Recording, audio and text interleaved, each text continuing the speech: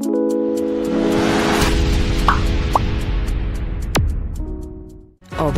adalah seni. Hari ini kita akan membicarakan tentang cara pengambilan sampel dalam uji klinik obat. Tapi tidak hanya uji klinik obat, bisa juga dipraktekkan ke jenis metodologi yang lain ya. Yang terbanyak itu ada dua, namanya non-probability atau non-peluang atau tidak random. Sama random itu sendiri ya. Itu yang terbanyak ya, yang terbanyak. Yang ketiga adalah stratifikasi, yang keempat nanti matching ya.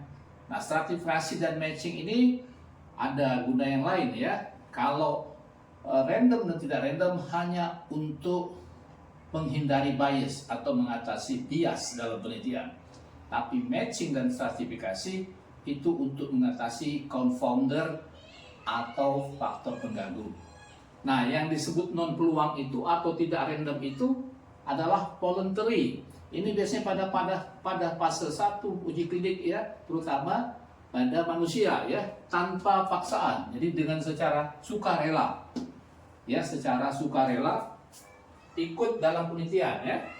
Secara ikut dalam penelitian, makanya dalam deklarasi Helsinki itu ada namanya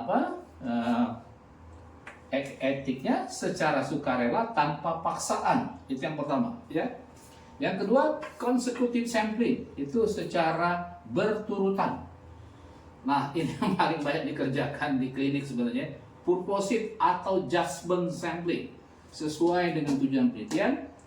Yang agak jelek ini ya, ini kebanyakan dilakukan di health social science. Snowball, artinya kita ketemu satu orang yang kita kenal, orang itu mencari teman yang kenal lagi, terus begitu.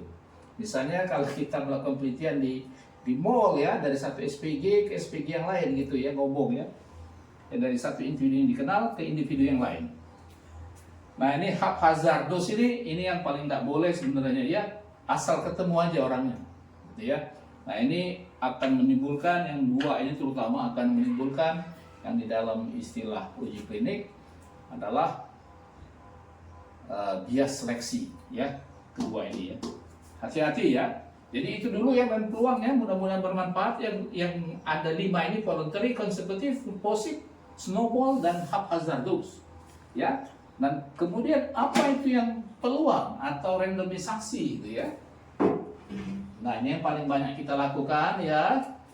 Pertama kali adalah simple random ya. Simple random misalnya dengan touching pakai koin atau genap ganjil gitu ya. Systematic random dan cluster ada yang menyamakan itu. Systematic itu per 5 orang atau per 6 kelompok gitu ya.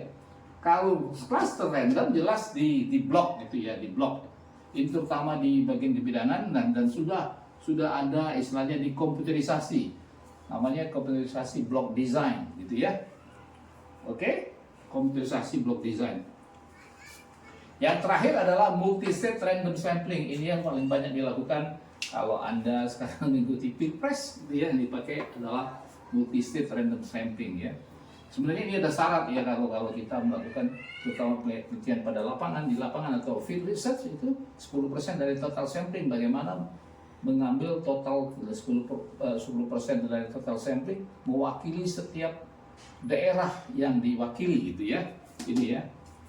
Nah, yang ketiga, keempat, tadi sudah ngomong kalau yang peluang dan non peluang adalah untuk mengatasi bias ya. Bias atau bias ya. Tapi kalau stratifikasi dan matching kesannya mudah. Tapi ini memerlukan waktu ini untuk mengatasi confounder atau faktor pengganggu ya. Oke, itu stratifikasi misalnya bisa saja kita stratifikasi berdasarkan umur, seks, pendidikan ataupun yang lain gitu ya. Sosial ekonomi bisa gitu ya. Yang kita perkirakan akan mempengaruhi hasil. Matching juga begitu, berpasang-pasangan berdasarkan umur dan seks. Jadi kalau Anda menilai sesuatu variabel misalnya umur atau seks menjadi faktor variabel, itu cara pengambilan sampel tidak boleh random ya, tapi harus Anda pilih antara stratifikasi dan matching. Nanti Anda tulis di proposal Anda, atau kalau Anda membaca di jurnal akan disebutnya bahwa sampel diambil secara matching berdasarkan seks ataupun berdasarkan umur, atau sampel diambil berdasarkan matching berdasarkan seks atau umur. Itu dulu hari ini, mudah-mudahan bermanfaat. Silakan subscribe, follow, and share. Ciao.